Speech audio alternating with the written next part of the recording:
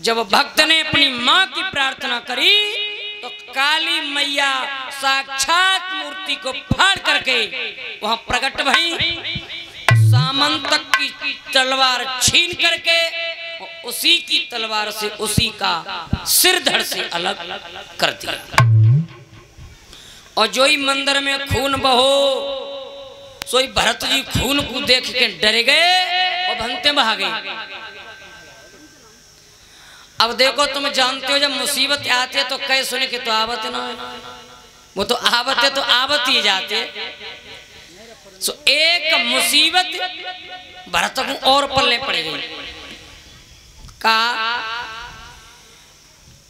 एक सिंधु सोवीर देश का राजा रहूगढ़ और तत्व ज्ञान की चर्चा के लिए कपिल मुनि के आश्रम में जा रहा था। सो पालकी में बैठकर जा रहा था, उसका एक कहार बीमार पड़ गया। सो पालकी रुक गई। राजा ने कहा क्यों भाई पालकी कैसे रुक गई? बोले महाराज एक कहार बीमार पड़ गया, अब पालकी आगे नहीं जा पाएगी। तो राजा ने कही यहाँ देख लो, अगर कोई हट्टा कट्टा सा तुम्हें मिल जाए तो भाई पकड़ लो और पालकी में लगाए लो। सो तीनों ढूंढवे को निकले तो बिना कोई ने भरत जी फिर पलने पड़े गए। अब जब भरत जी पलने पड़े गए तो भरत जी को पकड़ के लाए और भरत जी से कही कि भैया हमारी पालकी आगे नहीं बढ़ पाए रही, ने कहा भाई पालकी में लग जाओ। सो भैया भरत को पालकी में लगाए लो। अब पालकी आगे को बढ़न लगी और जब आगे को पालकी बढ़न लगी तो भरत जी ये देखते हैं कि कहीं हमारे पैरों से चीटी चीटा न दब जाए जो कहे जीव की हत्या हो।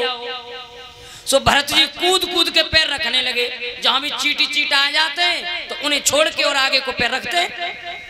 और जब कूदने लगे भरत जी तो राजा रहूगढ़ का सिर पालकी में लगने लगा। सो राजा रहूगढ़ बाहर निकल के आ गया।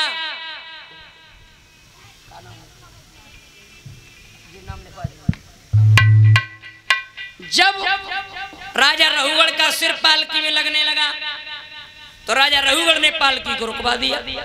पूरे पालकी रोको। पालकी रुक गई। बोले क्या बात है कहारो, मेरा सिर पालकी में क्यों लग रहा है?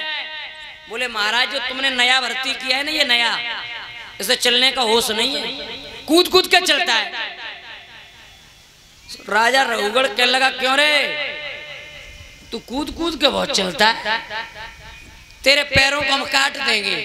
इन पैरों से तू कूदता है ना, इन्हें हम काट देंगे। तो भरत जी कहने लगे तो मेरा क्या बिगड़ जाएगा? सो राजा ने सोची जाते बड़ो पागल कोई दुनिया में होगा, बताओ पैर कट जाएंगे, वो कह रहा है कि मेरा क्या बिगड़ जाएगा। बोले तेरी जुबान बहुत चलती है, तेरी जुबान काट देंगे। बोले तो भी मेरा कुछ नहीं बिगड़ेगा। बोले तेरे शरीर को छिन्न भिन्न कर देंगे। बोले तो भी मेरा कुछ नहीं बिगड़ेगा। राजन जो परमात्मा का अंश है ना, आत्मा, उसे नहीं काट पाओगे। अरे ये तो शरीर है, इसे काट दो, जला दो, सड़ा दो, गला दो, जो करना है वो करो, लेकिन मेरे अंदर जो परमात्मा का अंश है उसे न तो अस्त्र काट सकता है, न अग्नि जला सकती है, न वायु सुखा सकती है, और न ही जल भी हो सकता है। तो जो राजा रहूगढ़ तत्व ज्ञान की चर्चा के लिए कपिल मुनि के आश्रम में जा रहा था, उसे भरत जी ने वहीं पर तत्व ज्ञान दे दिया। और राजा रहूगढ़ ने जड़ भरत को अपना गुरु माना और गुरु मान के लिए सिंधु सोवीर देश के लिए राजा रहूगढ़ लौट गया। बोलो आनंद कंदो भगवान की। अब आगे बहुत सुंदर पावन पवित्र कथा आ रही है भक्त प्रहलाद की। तो सब लोग एक कीर्तन बोल लो प्रेम से, और बाकी बाद में प्रहलाद की बहुत सुंदर कथा आएगी।